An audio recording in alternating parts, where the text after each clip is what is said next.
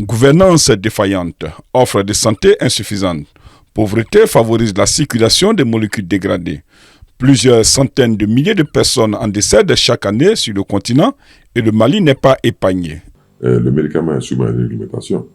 L'exercice est attribué à des professionnels de santé tels que les pharmaciens qui détiennent le monopole et qui doivent surveiller toute la chaîne du médicament, depuis sa fabrication, son importation, sa distribution. S'il y a un produit qui sort hors du cycle normal, il va falloir se poser des questions. Quelle peut être la conséquence? La conséquence peut être l'usage rationnel même des produits.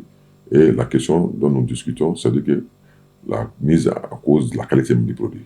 Parce que même si un produit est de qualité, est de bonne qualité à la fabrication, s'il est mal conservé, je pense que le dommage peut venir, la qualité peut être entamée et ça peut causer un grave danger pour la santé publique. Donc pour résumer, pour dire que tout ce qui n'est pas dans le cycle normal, que le cycle illicite, reste potentiellement un danger pour la santé de nos populations.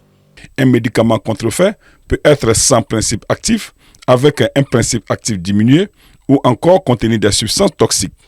C'est fort de ce constat que l'Ordre des pharmaciens du Mali en appelle à la volonté politique des autorités, via les structures chargées de la répression contre les faux médicaments, à redoubler d'ardeur sur le terrain afin de lutter efficacement contre ce fléau. Vous savez, nous sommes une organisation qui est chargée de faire des propositions aux forces publiques, c'est le ministère de la Santé à l'État, pour toute question émanant concernant les médicaments et la santé de nos populations de façon générale. Donc nous pouvons attirer l'attention, demander à toutes les structures qui doivent faire la répression par rapport à ça et qui doivent prendre des mesures telles que la DPM, la direction de la pharmacie et des médicaments, l'OCS, l'Office central des stupéfiants, la brigade des stupéfiants, le ministère de la Santé, le ministère de la Justice, même le ministère de l'Administration territoriale, attirer l'attention sur l'existence de ces produits dans la rue, de prendre des mesures conformes aux tests qui s'y imposent. Nous disons que pour aller vite, on ne sent pas grand-chose sur le terrain. Même les structures de répression, qui sont l'OCS et la brigade des stupéfiants, qui sont nos propres. Nous, on le dit clairement, on ne sent pas les choses bouger sur le terrain. Allez-y aujourd'hui à Damanani, partout où vous partez, les marchés publics de médicaments. Et les gens le vendent à ciel ouvert, sans s'en cacher. Et nous ne voyons pas les décisions qui ont été prises. Et j'interpelle ici le ministère de la Santé, de la Justice, toutes les structures. Il y a une commission de lutte contre la vente illicite qui est créée, qui n'a jamais marché. Donc, tout ce qui est là comme arsenal pour lutter contre le phénomène, nous disons que nous sommes en deçà de nos attentes. Pour la start-up Meditech, la lutte contre les médicaments contrefaits passera par la numérisation des services en pharmacie, une nécessité pour les rendre plus attractives, plus que celle des rues, et souhaite aller plus loin dans cette lutte. On amène un geste métier, le fait de scanner. Nous, on a envie d'amener ces nouvelles technologies et on profite du fait qu'Internet soit partout à travers toute la sous-région.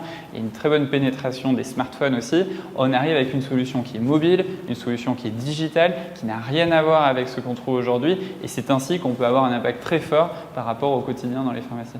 Pour lutter contre ce fléau, des associations se sont également lancées dans la sensibilisation des populations. Des médicaments qui n'ont aucune valeur réellement médicale et qui sont vendus partout dans tous les quartiers et dans tout le pays et même sur le continent africain.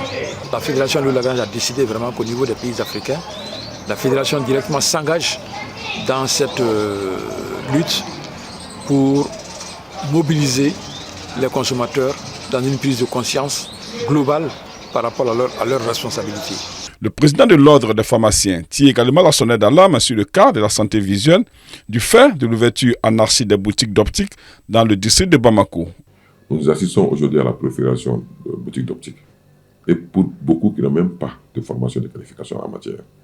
Et on a même été rapporté souvent, certains ont quitté la boulangerie ailleurs pour venir ouvrir un bout. Nous, disons que nous ne sommes pas d'accord. Chaque opticien ou lunetier qui doit exercer doit venir s'inscrire à l'ordre des pharmaciens. Ils sont sous le couvert de l'ordre des pharmaciens. C'est pour contrôler encore le secteur. Un lunetier, c'est le montage des lunettes. C'est l'optométriste qui peut consulter, prescrire des verres et donner d'autres soins. Mais quand même, un lunetier, il n'est habilité qu'à exécuter l'ordonnance prescrite par un optométriste. Mais aujourd'hui, on voit dans 99% des cas que c'est le lunetier qui s'adonne à cette activité illégale. Et ce qui met en danger la santé visuelle de nos populations. Nous attirons l'attention des autres autorités pour prendre des mesures et de fermer toutes les boutiques qui ne répondent pas à ces conditions et qui s'adonnent à cette activité illicite. Selon le document de l'Office des Nations Unies contre la drogue et le crime, intitulé « Le trafic illicite des produits médicaux en Afrique de l'Ouest », les produits médicaux illicites représentent actuellement entre 20 et 60% du marché officiel pour l'ensemble de la région. Dans des pays comme la Guinée, le Mali et le Burkina Faso, ce pourcentage grimpe jusqu'à 80%.